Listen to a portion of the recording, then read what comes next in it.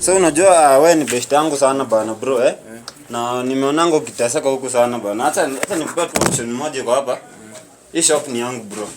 Na nataka uniuzie hapa bana, unichungie maklient wangu. Asante sana bana tajiri, utakuwa umenisaidia. Wewe ni best yangu by the way, ningekuacha. Sina kitu bana, asante sana bana, utakuwa umenisaidia sana. Sawa, fiti hakuna shida. Unataka boss lakini asante sana. Bora usipuze customers wangu. Sawa, nitajua venye nitaongea na customer boss tu kabisa. Asante sana. Sawa.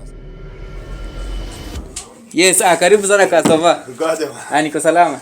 Nikusaidia nini customer? Kuna mkate hapo? Hakuna mkate bwana. Hakuna mkate. Sawa, ikikuja nitakwambia hakuna. Hivi ndivyo utakuwa ukinifukuzia customer, si ndio? Sijamfukuza boss. Mkate haiko kwa mkate iko kwa boss. Kama hakuna mkate si kuna alternative. Ningemwambia kuna scones, kuna donuts, kuna mandazi. Sasa wewe nini? Kwani Aki boss siko anajua boss Aki usinifute kazi boss. Wacha tu mwingine akikuja nitakuwa na alternative boss. Ujue this is the last chance ninakupea. Aki boss, sawa boss. Sasa sitapenda kupoteza clients wangu hivyo. Aki mkate iko kwa, lakini nitakuwa napenda alternative boss. Sawa. Few moments later. Karibu customer. Yaje bana. Safi sana customer. Sina tissue hapo. Tissue?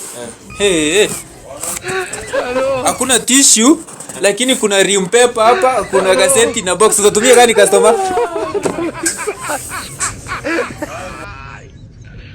¡Hola, cabrón!